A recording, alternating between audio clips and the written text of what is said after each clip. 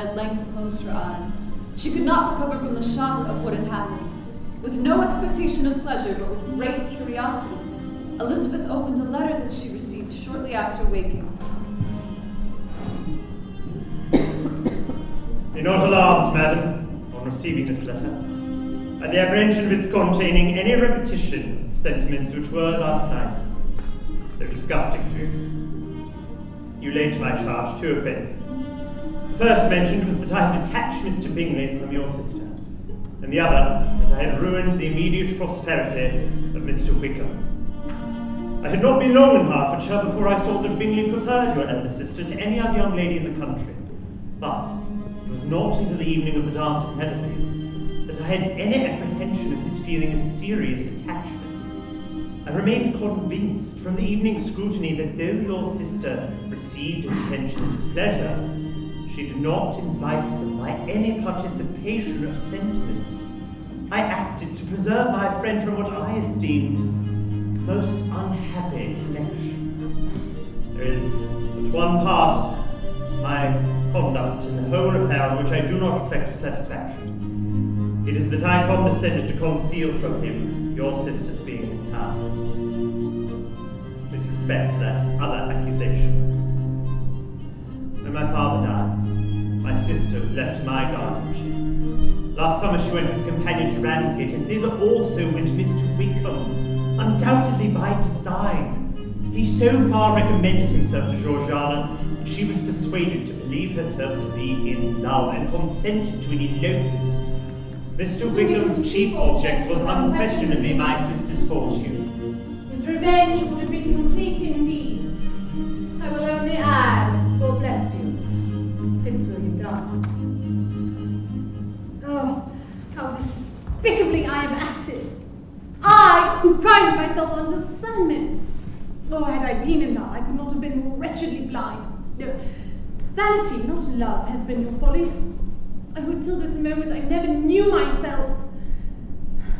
There you are, Miss Elizabeth. The favour of your company has been much felt, I assure you, by both Mrs. Collins and myself. My dear Charlotte and I are but of one heart and one way of thinking. It is as if there is in everything a remarkable resemblance of character and ideas between us. We were designed for each other. Promise you'll visit again this time next year. I promise. Thank you for the hospitality. It has been wonderful seeing you. The first time I read Pride and Prejudice was in high school. I was a junior in Mrs. Linneman's honors English course. We were given options of a few titles to read from the Romantic period. I chose Pride and Prejudice because I had heard of it. And I had recently seen the Keira Knightley film version. It's funny, but I remember really enjoying it. But being a 16-year-old boy growing up in St. Charles, Missouri, it definitely was not cool to like a book that was obviously written for girls. I wish I had been strong enough then to be okay with liking it.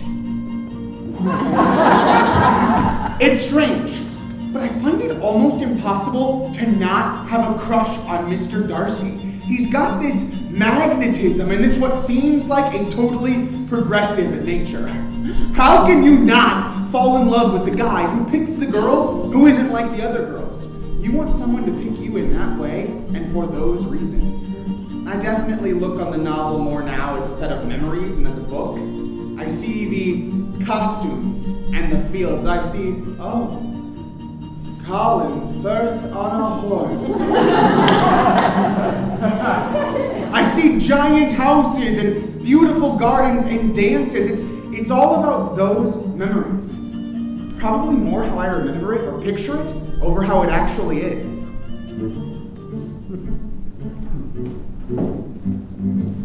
Upon returning home to Longbourn, Elizabeth was anxious to acquaint Jane with everything that had happened. She related to her the chief of the scene between herself and Mr. Darcy, excluding, of course, the parts of the letter that related to Jane and Mr. Bingley.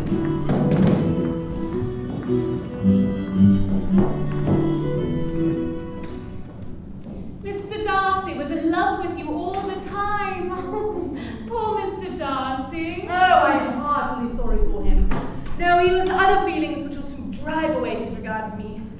You do not blame me for refusing him. Blame you? Oh no! But you do blame me for having spoken so warmly of Mr. Wickham. No! How could you have known about his character, if indeed it was so very bad? I cannot believe Mr. Darcy would fabricate such slander involving his own sister, but perhaps there has been some terrible mistake? Oh, Jane, no, it will not do. You cannot make them both good. There is just such a quantity of merit to make one good sort of man. And of late it has been shifting. For my part, I'm inclined to believe Mr. Darcy. Now I have got some news for you. What do you think? It is excellent news, capital news, and about a certain person we all like.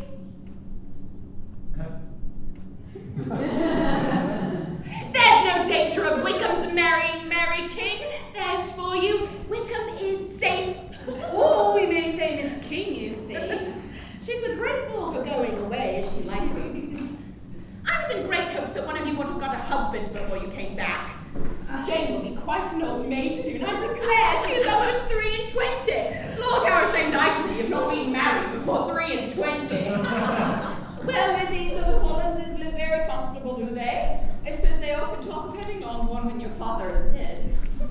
Oh, and what is your opinion of this sad business of Jane's? My comfort is, I am sure that Jane will die of a broken heart, and then Mr. Bingley will be sorry for what he has done. I'm glad to have you back, Lizzie.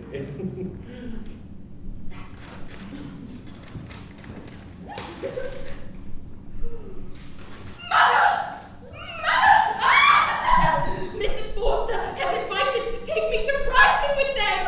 I cannot see why Mrs. Forster should not ask me as first Lydia. I have just as much right to be asked, for I am 2 years older! Father, I will advise against this. I feel it necessary to point out all the impropriety of Lydia's general behaviour. We shall have no peace at Longbourn if Lydia does not go to Brighton. Let her go, then. Oh, I was probably 16, and I've been reading it ever since. Jane Austen was always... I found out about it from my librarian at school. I was captivated, entranced, carried away. Lydia was my favorite when I was 16. Well, because she was so slap-happy. Slap-happy means sliding around. She was boy-crazy. That's just the way she was. She was the kind of daughter you don't really want. She was always getting other people's boyfriends. She married her sister's boyfriend. Oh, and you have to love Mr. Collins for his clueless, cringeworthy, smarmy nature. Oh, and Lady Catherine for her miserable qualities. I have loved it from the beginning, and I have never stopped loving it. As you grow older, it's different. It's the kind of story you could read over and over and over and over. Oh, I also liked the mother. She was witty. She reminded me of myself. And the way they were always cleaning, putting things in closets and under the bed. Jane Austen was a good author. I read it at least 4 times. At least. I have fond memories of it, and I'm almost 92. I can't believe I've lived to that. Well, Colonel Forster's a sensible man and will keep her out of any real mischief. Luckily, she is too poor to be the object of prey to anybody. At Brighton, she will be of less importance, even as a common flirt, than she has been here. In any event, you will be off with your Aunt Gardner touring around Derbyshire.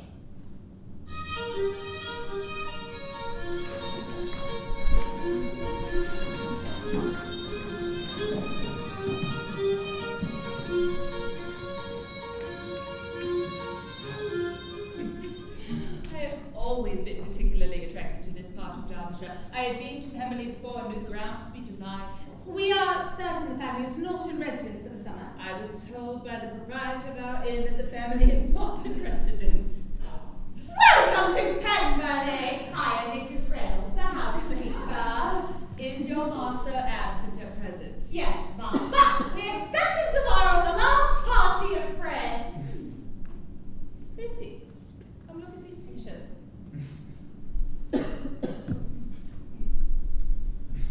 How do you like this picture? That is my current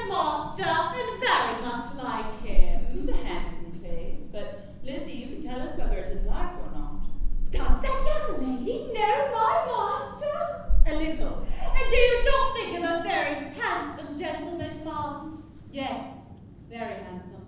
Oh, in the gallery upstairs, you'll see a finer, larger portrait than this one. And his sister, Miss Darcy. So accomplished. She plays and sings all day long. In the next room is a new instrument just come down for her. A present from my master. And of this place, Lizzie, you might have been mistress. Is your master much at Pemberley in the course of the year? Oh, not so much as I could wish, Mum. If he were to marry, you might see more out of him. Yes, Mum, but I do not know when that will be. I do not know who is good enough for him. It is very much to his credit, I am sure that you should think so. I say no more than the truth. I've never known a cross word from him in all my life. You are lucky in having such a master. Yes, Mum, I know. He is the best landlord and best master that ever was. Some people call him proud, but I am sure I never saw anything of it. Miss Elizabeth. Mr. Darcy.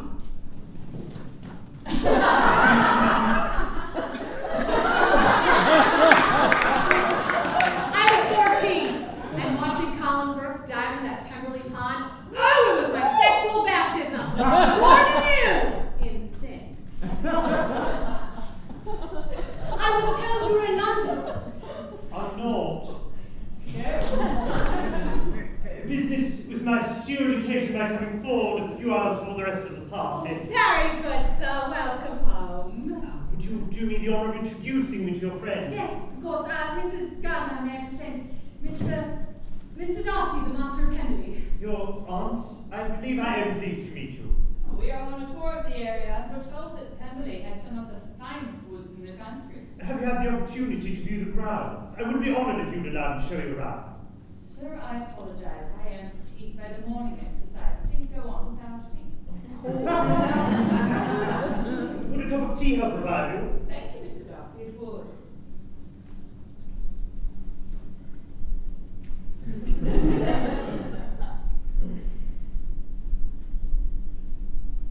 May I inquire after the health of your family, Miss Bennett?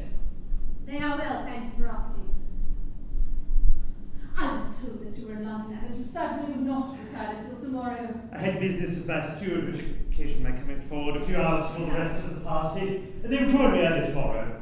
Among them is one who claimed an acquaintance with you, Mr. Bingley. There is also one other person who more particularly wishes to be known to you. Will you allow me, or do I ask too much, to introduce my sister to your acquaintance during your stay at Lambton? I would be honoured. Thank you, Mr. Darcy.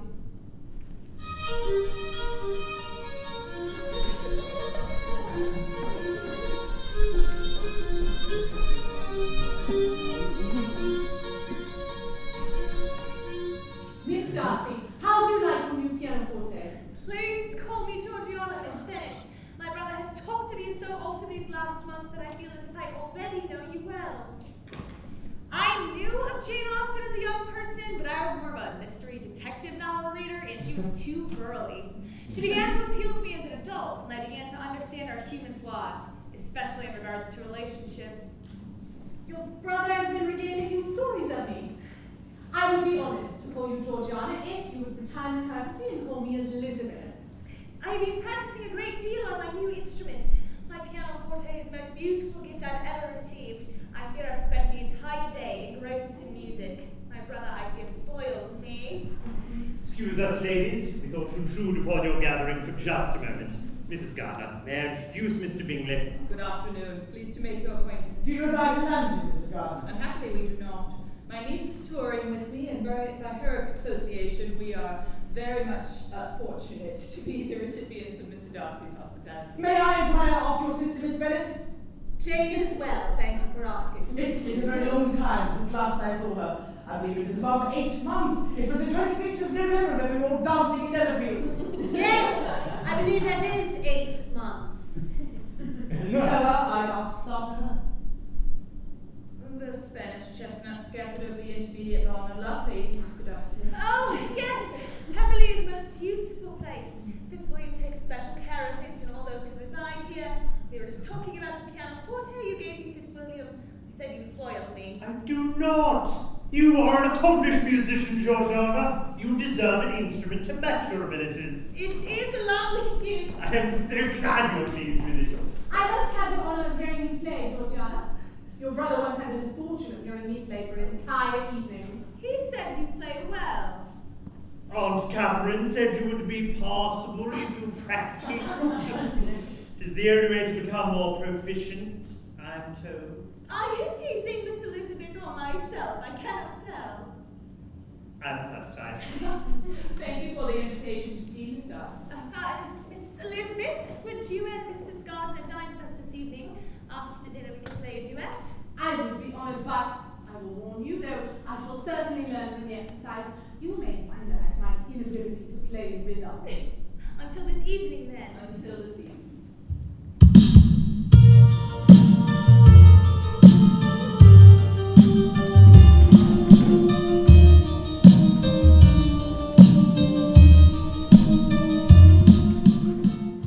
You say a letter for you. No, thank you. I have noticed from Jane Aunt. I will not walk with you. I am so anxious to be news from home. Of course, my dear, I will see you later. Dearest Lizzie, something has occurred of a most unexpected and serious nature. Lydia has gone off with Wickham. We are now anxious to be assured a marriage has taken place, for there is but too much reason to fear it has not.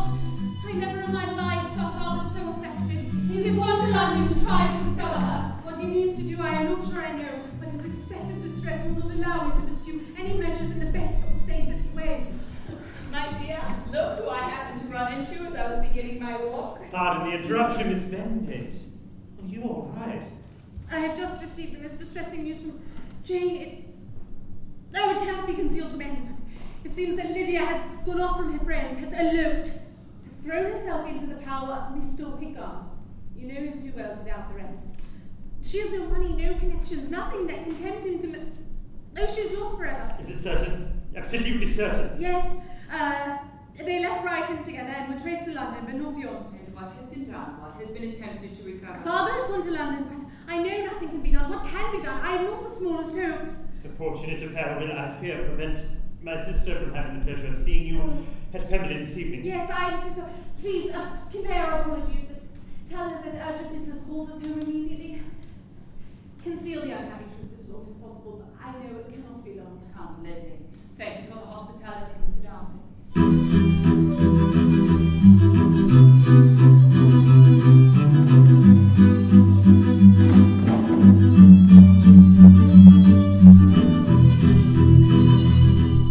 It seems Mr. Wickham is in debt to every tradesman in Barresi. It seems that he's the wickedest young man in the world. I've always distrusted the appearance of his goodness. Mother uses invectives against the villainous conduct of Mr. Wickham and complains of her own suffering and ill usage. Blaming everybody except the person to whose self-indulgent ill judgment the errors of her daughter must principally owe. Is Father in London? Yes. Have we heard from him? He wrote a few lines to say that he had arrived safely and he should not write again until he had something of importance to note. What measures does he propose to recover Lydia? He means to go to the place where they last changed horses. He hopes it might not be impossible to find out the stand and number of the coach. Had Colonel and Mrs. Forster no apprehension of the elopement before it took place? Miss Foster did own that she suspected some fondness on Lydia's side, but nothing to give her any alarm. And Colonel Forster, I must confess, does not speak so well of Wickham as he formerly did. He believed him to be imprudent and extravagant and greatly in debt. But I hope this may be false. Lydia left a note for Miss Forster before she left. It was very long with the important parties. I'm going to Gretna Green, and if you cannot guess with who, I shall think you a simpleton, for there is but one man in the world I love, and he is an angel. I shall never be happy without him, so I think it no harm to be off. And Mother, how is she? Oh, why did the Forsters ever let her out of their sight? I am sure there was some great neglect or other on their part, for she is not the kind of girl who would do such a thing if she was well looked after. And now here's Mr. Bennet gone away, and I am sure that he will fight Mr. Wickham, and then he will be killed, and the Collinses will see us out before he is called to his grave. I was never especially drawn to the novel because I always associated Jane Austen with the idea of long, drawn-out love stories that cater to females or female weakness. Do not give way to useless alarm.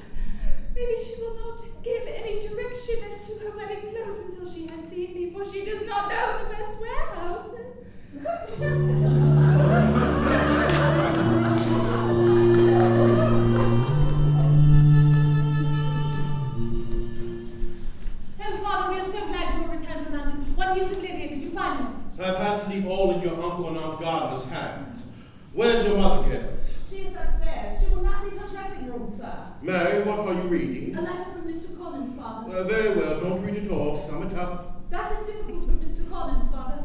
He sends his regards and Lady Catherine's and his advice, and Lady Catherine agrees that you should throw your unworthy child from your affection forever, lest this wonderful step in one daughter prove injurious to all the rest. Do you suppose them to be in London? Yes. Where else can they be so well concealed? And Lydia used to want to go to London. She is happy then, and her residence there will probably be of some duration. If I should ever go to Brighton, I would behave much better than Lydia. No, Kitty. I have at last learned to be cautious, and you will feel the effects of it. No officer is ever to enter into my house again, nor even pass through the village. Balls will be absolutely prohibited unless you are to stand with one of your sisters. And you are not to stir out of these doors till you can prove that you can spend 10 minutes of every day in a rational manner. This letter was also lately arrived, Father. Kitty, perhaps you would like to read it? My dear brother, I was fortunate enough to find out in what part of London that they were. They are not married, nor can I find there was any intention of being so. But if you are willing to perform the following engagements, I hope it is not long before they are. All that is required of you is to settle on your daughter her equal share of the £5,000 secured among all your children, and of allowing her £100 per annum. These are conditions which, considering everything, I have no hesitation in complying with. Send back your answer as fast as you can. Yours, Edward Gardner. My dear Father, I congratulate you. There are two things I very much want to know. One is how much money your uncle has laid out to bring it about, and two, how am I ever to repay you? Money? My uncle? What do you mean, sir? I mean, that no man in his senses would ever marry Lydia on so slight a temptation as 100 a year during my life and 50 after. Wickham's a fool if he takes her for a farthing less than £10,000. How is he chopped the sum ever to be repaid? I'll answer the letter. Unhappy as the event must be for Lydia, we may draw from it this useful lesson. Loss of virtue in a female is irredeemable. One false step involves her in endless ruin. I hope and trust they will yet be happy. Yes, his consenting to marry her is proof, I will believe, that they've come to a right way of thinking. Their mutual affection will steady them, and I flatter myself they will settle so quietly and live in so rational a manner as may in time make their past imprudence forgotten. Many people are adamantly against Jane Austen and won't read her books, but they're wonderful and full of history and goofy, but basically honest people behavior. Their conduct has been such that neither you nor I nor anybody will ever forget it. Oh, my dear Lydia, this is delightful indeed. We shall see her again, and she shall be married at 16. Oh, I know. My good, kind brother. I knew he could manage everything. Oh, how I long to see her. And to see dear Wickham, too, but the clothes, the wedding clothes. I must write to Mrs. Gardner about them, and then I will go to Meryton and tell the good news, and on my way back I can call on Lady Lucas and Mrs. Long. An airing will do me a great deal of good, I am sure. They shall be married in London. Mr. Gardner will attend, and there will be no wedding clothes. And let us come to a right understanding. Into one house in this neighborhood they shall never have admittance. I will not encourage the impudence of either by receiving them at Longbourn.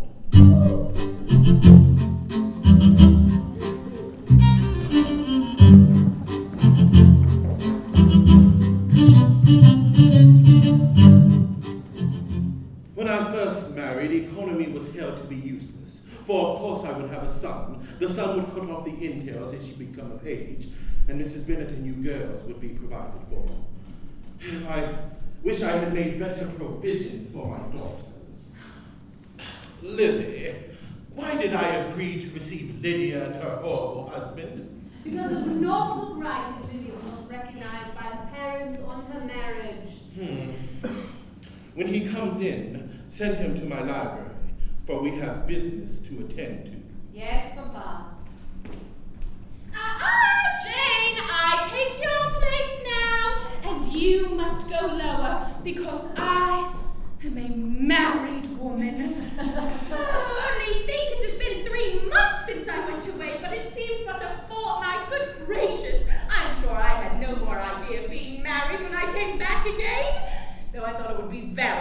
fun if I was. Well, Mamma, what do you think of my husband? Is not he a charming man? I am sure my sisters must all envy me. They must all go to Brighton. That is the place to get husbands. Such a pity it is, Mamma, we did not all go. Very true, and if I had my way, we would. My dear Lydia, I don't like you going such a far way off. Must it be so? We shall be in Newcastle all the winter.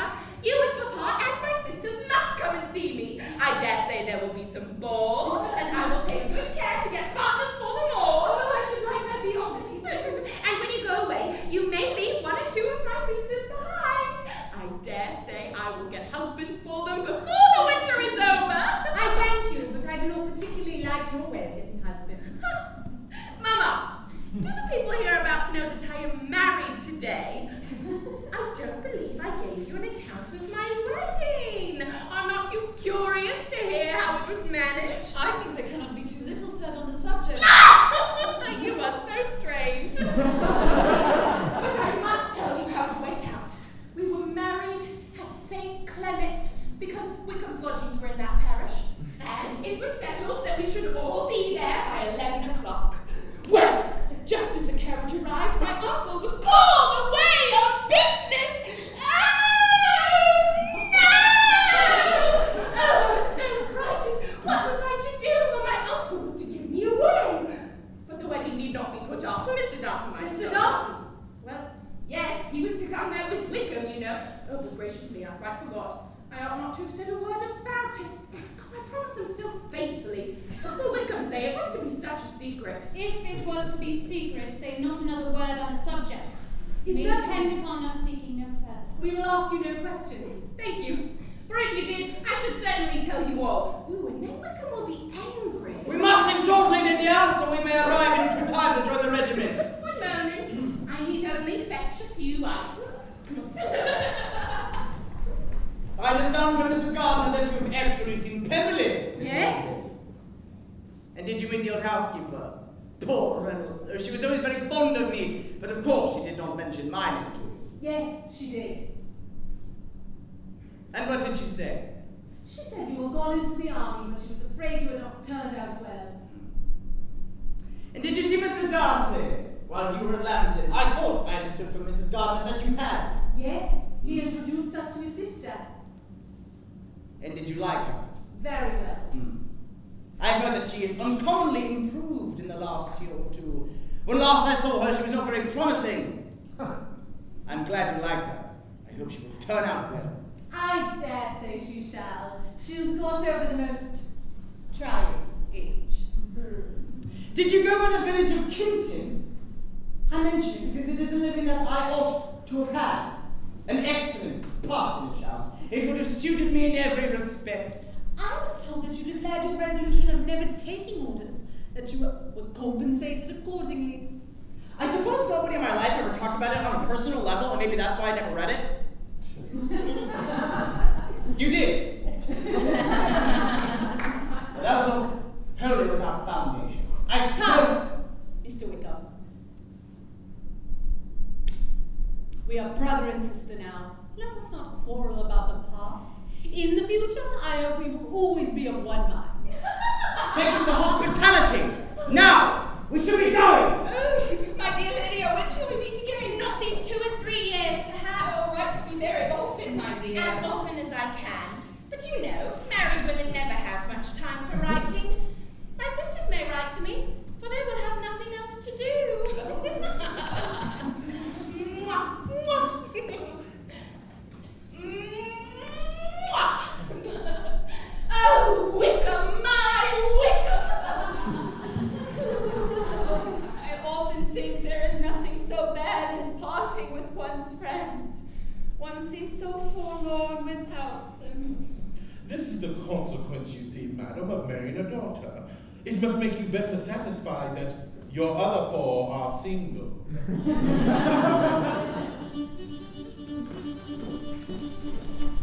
The spiritless condition which these events threw her into was soon lifted, and her mind opened again to the agitation of hope. Mamma! Jane! The housekeeper and Netherville has just received orders to prepare for the arrival of our master, Mr. Bingley. He will should be down here in a day or two to ship for the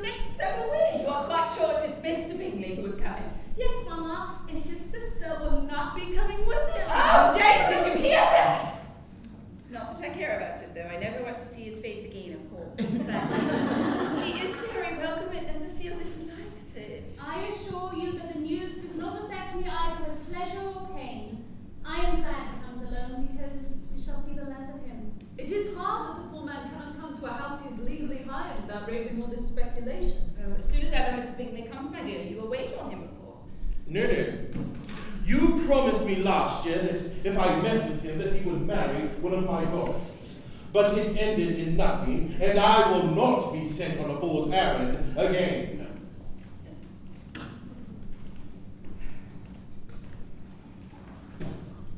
There he is! For pity's sake, Kitty, who? Mr. Bingley, and he's brought a gentleman with him, Mr. What's-his-name, that tall brown man. Mr. Darcy? Oh, gracious! Any friend of Mr. Bingley's is always welcome here, of course, but else I must say I hate the very sight of him. Everyone compose yourselves!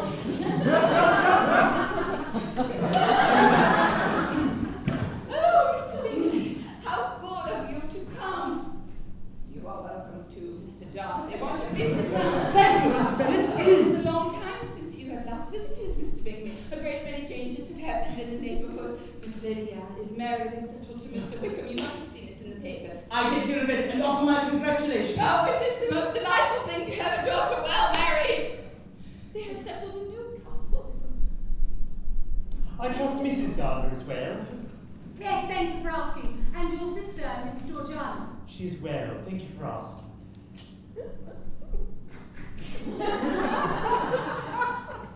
Thank you for the visit, Mrs. Bennet. Ladies. You are visiting my deck, Mr. Bingley.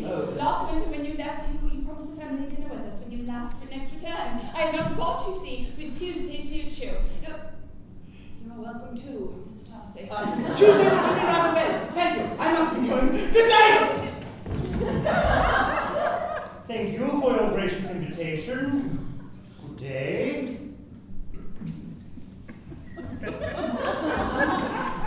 Now that first meeting is over, I feel perfectly easy. I know my own strength, and I shall never be embarrassed again by his coming. I am glad he will dine here on Tuesday. They are still here! Oh,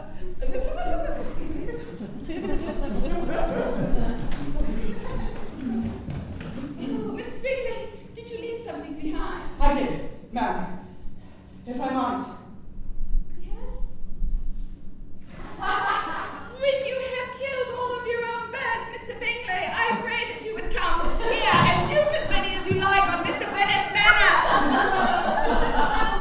What do you keep winking at? I'm not winking at you, I just want to speak to you. Lizzie, Mary, I want to speak to you too. If you'll excuse us, Mr. Bingley, we just need to leave the room for a moment.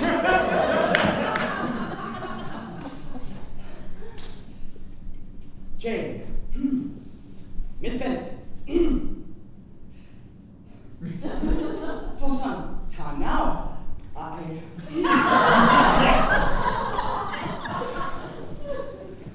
Jane? No, Miss Bennet.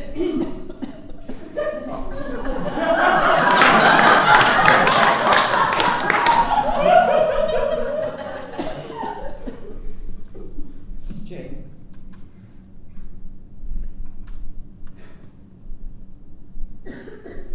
You do me the honor. Yes! Oh, Jane, I'm the happiest man. I need to speak to your father. May I? Where do I go? I will be back. Jane, don't change a thing. Oh, can we come and help your mother get ready to go into town? Oh, I am such a flutter. I cannot write. Mary, I will dictate. You will write for me. I will talk to your father about the money later. He cannot deny Jane's wedding clothes the way he did poor Lydia's. Ah, my God!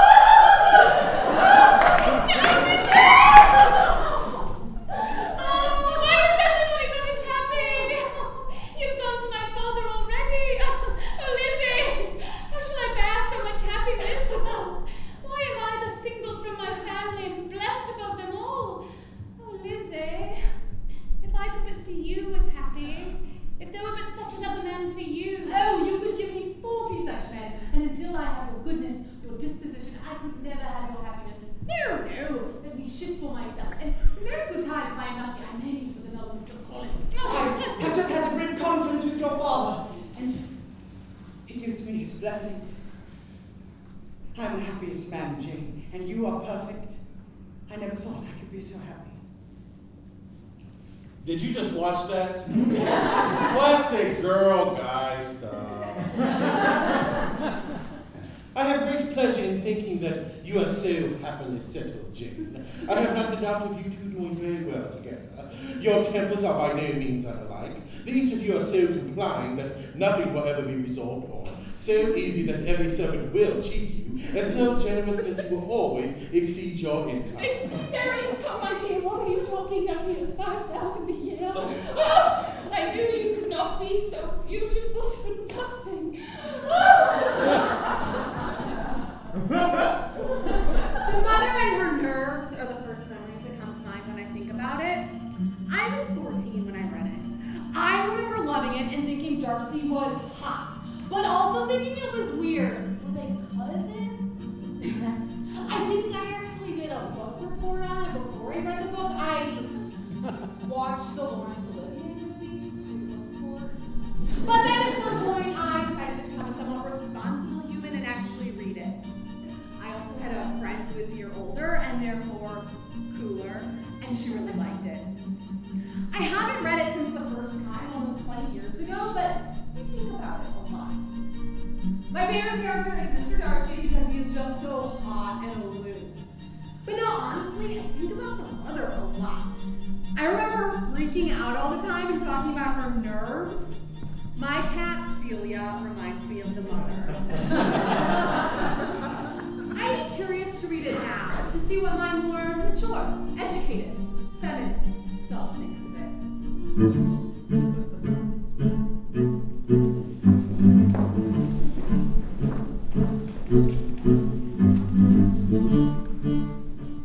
Are we expecting anyone? No. Who's that in the carriage?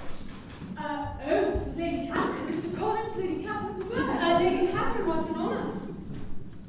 These, I suppose, are your sisters. Yes, Mom, may I present Mary and Kitty?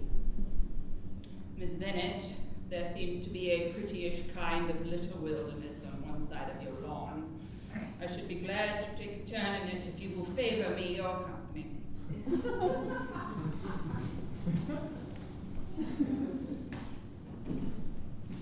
You can be at no loss, Miss Bennet, to understand the reason for my journey hither. Indeed, madam, you are mistaken. I cannot account for the honor of seeing you here. I am not to be trifled with.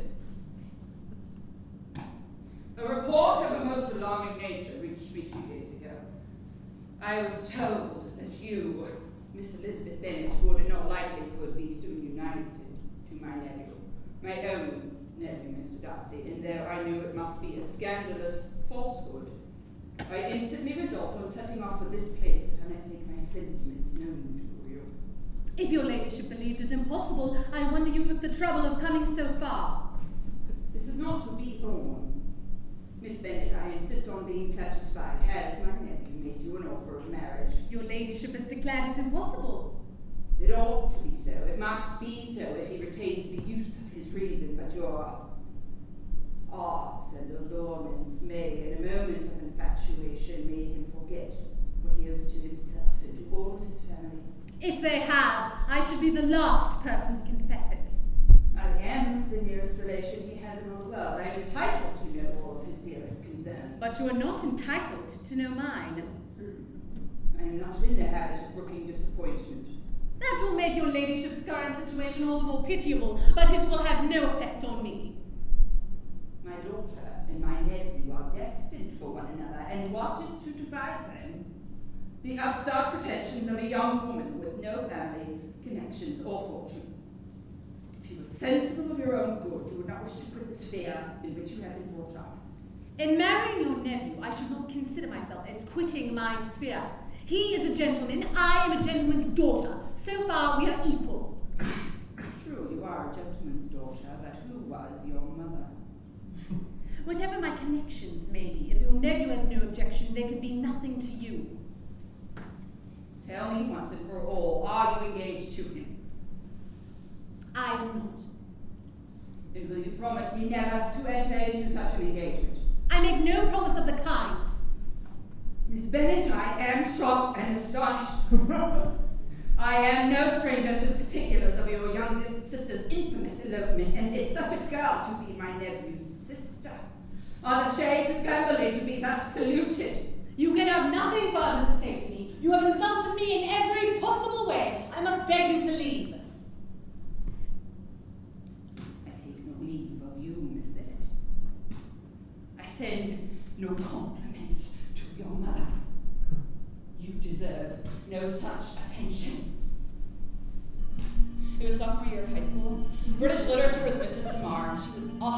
a romantic, so it made reading P&P all the more enjoyable. No, I went to an all-girls school, so we had loads of fun reading the novel and watching the BBC version and accompaniment. I read Emma and Northern Araby beforehand, but no one really specifically recommended Austen, or doesn't everybody recommend Austen? Since that first time I read it, those 2 or 3 other times, I've read it probably 5 or 6 more times. The last time was probably 4 years ago, but this play will make me want to read it again. I still think I like Jane the most, but I love Lady Catherine. When she knocks down the Bennett's door, fierce. And then when Elizabeth knocks her down because of it, or no, you're not Lady Catherine. Oh, Jesus, I love those ladies throwing it down. It is such a great scene. My feelings haven't really changed. Since the first time I read it, those other few times, it's really just made me enjoy the story more every time. It has everything you could want in a story. It's such a great novel. Comedy, tragedy, heartache, love, suspense, scandal, twists, turns, edge of your seat, romance. Cue the Coldplay soundtrack, PBS montage, Jane Austen, you got it, and we thank you. Thanks, Jane Austen. You gotta say like, thanks, Agatha Christie. Have I seen any of the movies?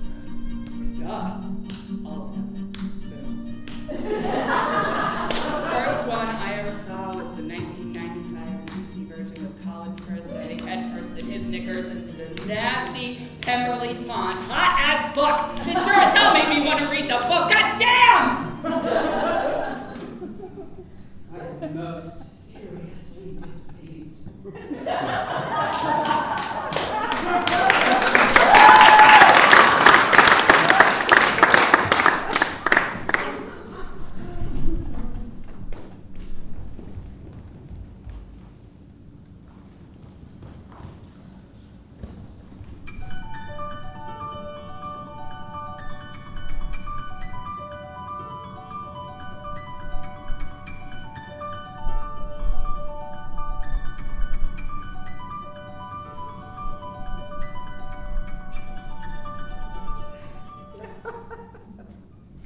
Mr. Darcy, you must allow me to thank you for the unexampled kindness you showed my sister. Lydia's thoughtlessness first betrayed to me that she was concerned in the matter, and since I have known it, I have been most anxious to express how gratefully I feel it. Allow me to thank you again and again on behalf of all my family for the generous concern which induced you to take so many troubles and bear so many mortifications. If you will, thank me for yourself alone. Your family owes me nothing. Much as I respect them, I believe I thought only of you.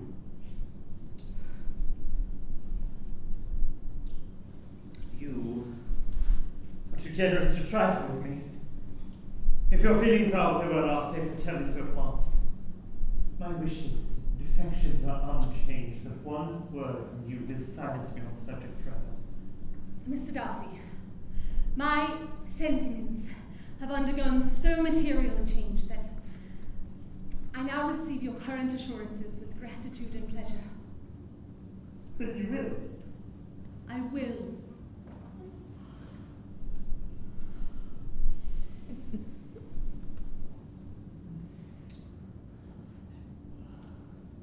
I have your consent to go and speak with your father. You do. I will take you to him now.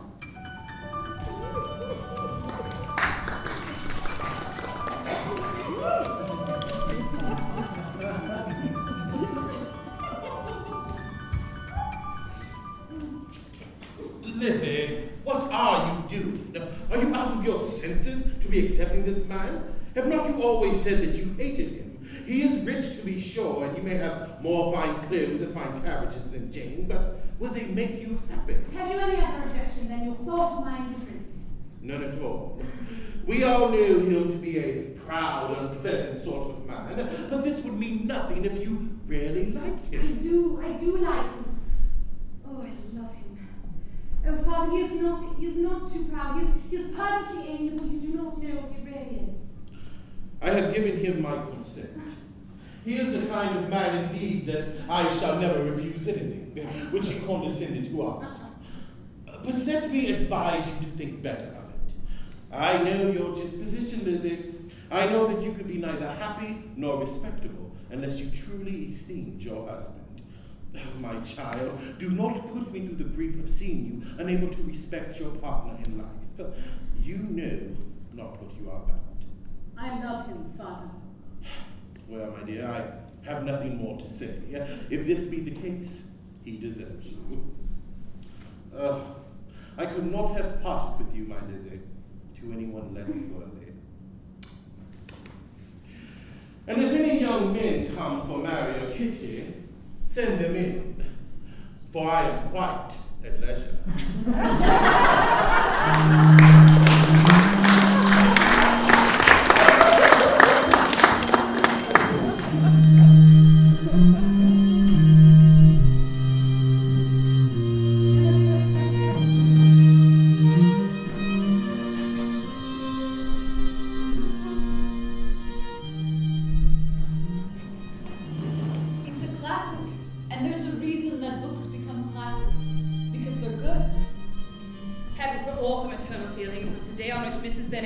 Two most deserving daughters.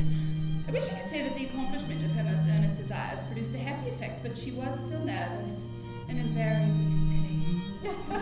Mr. Bennet missed his second daughter exceedingly. He delighted in going to Pemberley, especially when he was least expected. Jane and Mr. Bingley remained at Netherfield for only 12 months. He bought an estate in a neighbouring county to Derbyshire, and Jane and Elizabeth were within 30 miles of each other.